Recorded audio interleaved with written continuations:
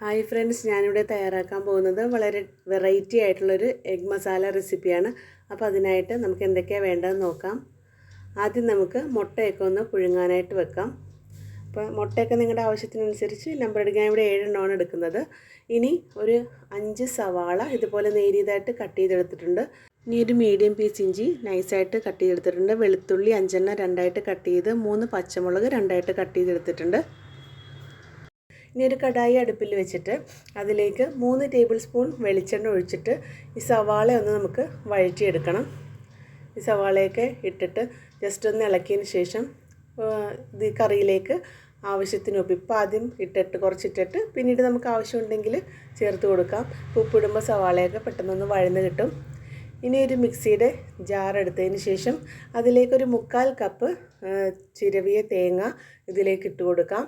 എന്നിട്ട് അത് ജസ്റ്റ് ഒന്ന് ക്രഷ് ചെയ്തിട്ട് നമുക്ക് വറുത്തെടുക്കാം. തേങ്ങ എപ്പോഴും ഞാൻ വറുത്തെടുക്കുമ്പോൾ ജസ്റ്റ് ഒന്ന് ക്രഷ് ചെയ്തിട്ട് ഇടാറുണ്ട്. അപ്പോൾ എല്ലാം ഒരേപോലത്തെ അളവിലാവുകൊണ്ട് വേഗം വറുത്തെടുക്കാൻ പറ്റും. ഇനി 3 ഏലയ്ക്ക, 1 ടീസ്പൂൺ നല്ല ജീരകം, 3 ചെറിയ പീസ് കറുവപ്പട്ട, ഇതൊക്കെ നമുക്ക് തേങ്ങ വറുക്കുന്നതിലേക്ക് ഇട്ട് കൊടുക്കണം. ഈ തേങ്ങ ഇട്ട് ജസ്റ്റ് ഒന്ന് വാടി വന്നതിന് ശേഷം നമുക്ക് എടുത്തു വച്ചിട്ടുള്ള ഈ സ്പൈസസിൻ്റെ ഇതെല്ലാം ഇതിലേക്ക് ഇട്ട് കൊടുക്കാം. ഇത്രയും സ്പൈസസ് മതി. ഇതെല്ലാം ഇട്ട് ജസ്റ്റ് ഒന്ന് നമുക്കൊന്ന് തേങ്ങ നമ്മൾ വറുത്തരയ്ക്കാനൊക്കെ എടുക്കുന്ന പോലെ ഒന്ന് വറുത്തെടുക്കണം. നന്നായിട്ടൊന്ന് മിക്സ് ചെയ്ത് കൊടുക്കാം. ഇനി ഇതിലേക്ക് പെരിഞ്ജീരകം ഇടാറുണ്ട്. പെരിഞ്ജീരകം നിങ്ങൾക്ക് മുഴുവനായിട്ടുണ്ടെങ്കിൽ അത് ഇട്ട് കൊടുക്കാം. ഇപ്പോൾ ഞാൻ ജസ്റ്റ് ഒന്ന് വാടി വന്നപ്പോൾ ഇതിലേക്ക് ഇഞ്ചിയും വെളുത്തുള്ളി ഇട്ട് കൊടുത്തിട്ടുണ്ട്. ഞാൻ പെരിഞ്ജീരകത്തിൻ്റെ പൊടി ആയതുകൊണ്ട് ലാസ്റ്റാണ് ഇടുന്നത്, അല്ലെങ്കിൽ ആദ്യം തന്നെ ഇടേണ്ടി വരും.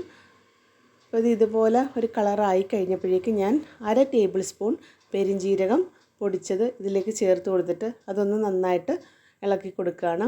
പ്രത്യേകം ശ്രദ്ധിക്കണം, നമ്മൾ പൊടികൾ ചേർക്കുമ്പോൾ തീ വളരെ ലോ ഫ്ലെയിമിലേക്ക് ആക്കാൻ ശ്രദ്ധിക്കണം, അല്ലെങ്കിൽ പെട്ടെന്ന് കരിഞ്ഞു പോവും. ഇനി 1 ടീസ്പൂൺ മഞ്ഞൾപ്പൊടി ചേർത്തിട്ടുണ്ട്. അതും ഒന്ന് ജസ്റ്റ് ഒന്ന് ഇളക്കി കൊടുക്കാം. ഇപ്പോൾ നമ്മുടെ പാനൊക്കെ നന്നായിട്ട് ചൂടായി കിടക്കുന്നതുകൊണ്ട് ഇനി മുളക് പൊടി ഇടുമ്പോൾ വേണമെങ്കിൽ ഒന്ന് ഓഫ് ചെയ്തിട്ട് ഇടാം.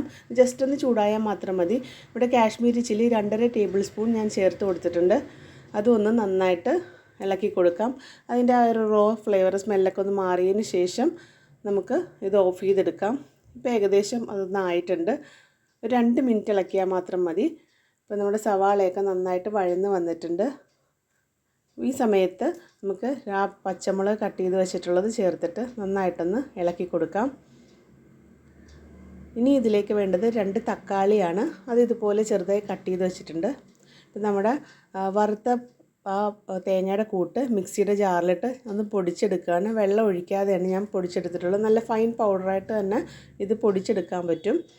അപ്പോൾ ചൂടാറിയതിന് ശേഷം വേണം നിങ്ങൾ പൊടിക്കാനായിട്ട്. അപ്പോൾ ഞാൻ ഇത് പൊടിച്ചെടുത്തിട്ടുണ്ട്. നല്ല പൗഡർ പോലെ ആയി കിട്ടിയിട്ടുണ്ട്. ഇനി നമുക്ക് തക്കാളി വഴന്ന് വന്ന സവാളയിലേക്ക് ചേർത്തതിന് ശേഷം ഒന്ന് ജസ്റ്റ് ഒന്ന് ഇളക്കി കൊടുക്കാം. നമുക്ക് തീ ഈ സമയത്ത് തക്കാളി ഇട്ടതിന് ശേഷം മീഡിയം ഫ്ലെയിമിലാക്കി കൊടുക്കാം. ഒരു 6-7 മിനിറ്റ് കഴിയുമ്പോഴേക്കും തക്കാളി ഒന്ന് സോഫ്റ്റായി കിട്ടും. ഇച്ചിരി നന്നായിട്ടൊന്ന് ഒരുപാടൊന്നും ഉടയേണ്ട കാര്യമില്ല, ജസ്റ്റ് ഒന്ന് സോഫ്റ്റായി കിട്ടിയാൽ മാത്രം മതി.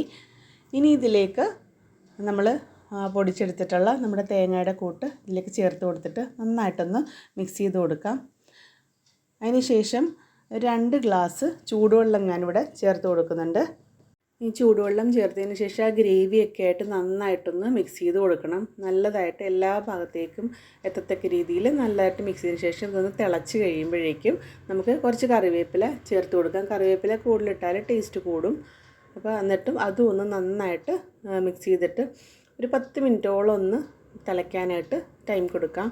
മൂടി വെക്കണമെന്നില്ല, ജസ്റ്റ് തുറന്ന് വെച്ചിട്ട് അപ്പോൾ എണ്ണയൊക്കെ ഒന്ന് തെളിഞ്ഞ് വന്നിട്ടുണ്ട്. ഇപ്പോൾ നമ്മുടെ ഈ സമയമാകുമ്പോൾ നമ്മൾ 1 ടീസ്പൂൺ പെപ്പർ പൗഡർ, കുരുമുളക് പൊടി ആഡ് ചെയ്ത് കൊടുക്കും. എന്നിട്ട് അതും ഒന്ന് നന്നായിട്ട് മിക്സ് ചെയ്ത് തിക്ക് ഗ്രേവി ആയിട്ടാണ് ഈ കറി കിട്ടുക. ഇനി നമ്മൾ പുഴുങ്ങിയെടുത്തിട്ടുള്ള മുട്ടയും ചേർത്തിട്ട് ഇതുപോലെ മുട്ടയുടെ പുറത്തേക്കൊക്കെ ഗ്രേവിയൊക്കെ ആക്കി വെച്ചിട്ട് ഒന്ന് തീ ഓഫ് ചെയ്യാം. അതിനുശേഷം ഒരു പാൻ അടുപ്പിൽ വെച്ചിട്ട് നമുക്ക് 1 ടീസ്പൂൺ കടുക്, ഒരു 3-4 ഉണക്കമുളക്, കുറച്ച് കറിവേപ്പില, ഇതെല്ലാം കൂടെ എണ്ണയിലൊന്ന് താളിച്ചെടുക്കാം. താളിച്ചതിന് ശേഷം നമുക്ക് ആ തയ്യാറായിരിക്കുന്ന നമ്മുടെ മുട്ടക്കറിയിലേക്ക് ഇത് ഒഴിച്ചു കൊടുക്കാം. ഇതൊരു വെറൈറ്റി ടേസ്റ്റി ആയിട്ടുള്ള മുട്ടക്കറിയാണ്. അപ്പോൾ എല്ലാവരും ഇത് ട്രൈ ചെയ്ത് നോക്കണം. ട്രൈ ചെയ്തതിന് ശേഷം ഇഷ്ടമായി ലൈക്ക് ചെയ്യാനും ഷെയർ ചെയ്യാനും കമൻറ്റ് ചെയ്യാനും സബ്സ്ക്രൈബ് ചെയ്യാനും മറക്കല്ലേ.